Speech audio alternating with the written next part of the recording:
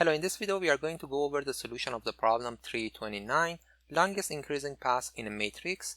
Imagine that we are given a matrix like this one, and the longest increasing path in this matrix is going to be 1 to 2, 2 to 6, and 6 to 9. So we are going to return 4 as the output. Okay, let's start writing the code. To solve this problem, we are going to go forward and visit all of the nodes one by one, and when I'm at a cell, I'm going to conduct DFS. So for doing that, for visiting all of the nodes, we are going to have for loop over all of the rows and say for I in range of R and for J in range of capital C as the number of columns. So, and then we are going to conduct DFS. So I just put it placeholder for that here. So let me also define R and C. R is length of grid and C is length of grid, the first row. Okay, so we have R, C, and we are visiting all of the nodes one by one. Also at the end of this function, I'm going to return the answer. So let me initialize that at the beginning equals 0.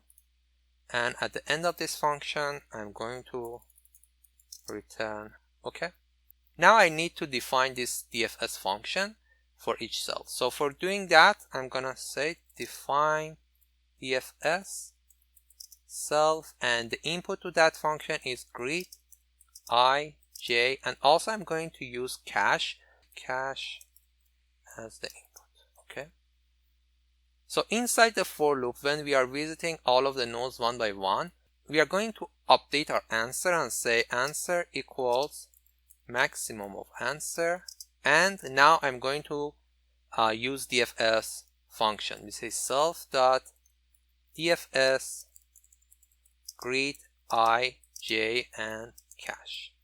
So I have this cache here. So cache is a matrix at the exact same size of the grid that is going to record information for each cell. So I'm going to initialize that at the beginning of this for loop. So I can say cache equals 0 for I in range of number of columns, and this list for J in range of number of rows. Okay. So it's going to be exact same size as the grid, and all of the elements of cache is 0 at the beginning. So that's going to be the input to DFS here. Let's continue with the function DFS here. For function DFS, what we are going to do when I'm at a node, I'm going to go forward and visit the neighboring node. So I can say for NR and C in 4 adjacent directions, we say I plus 1 and J, which means that one row below and same column, and I minus 1 and J, and I J plus 1, same row, one column forward, and I J minus 1. We should also make sure that NR and NC are in the bounding of the matrix that we have. We say if NR is greater or equals than 0, and also same thing for number of columns. These R and C are defined inside the other function. If I want to use that, I can just make them global R and global C. Okay, so here I can use them.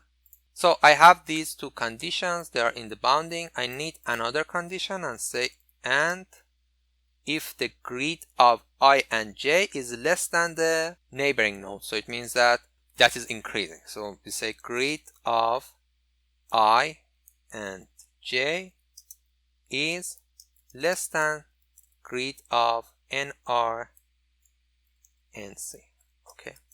If that statement is true, now we say cache I J equals maximum of cache I J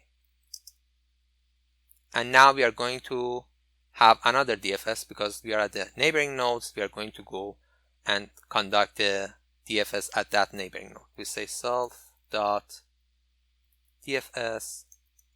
Input to that is greet nr nc. You see we are conducting DFS for nr and nc, not inj here, and cache.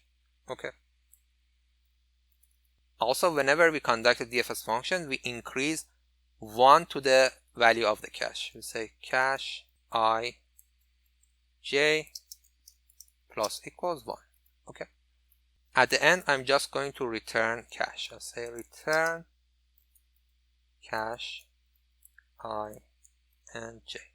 Okay, now whenever I'm visiting a cell, I'm conducting DFS for that. So in that case, so I'm visiting all of the nodes, so that is order of n here, and also I'm conducting DFS, so that's gonna be n squared.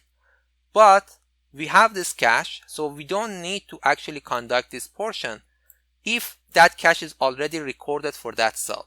And that is how we are saving time. So we are going to say here, if cache at I and j is not 0, which means that that got a value because we initialize that as all 0, and every time we are conducting DFS, that value is going to change for that location.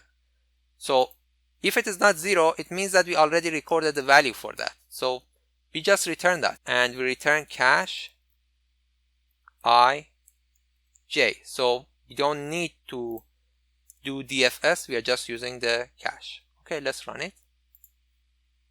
And you can see the result for this matrix is 4, as we expected.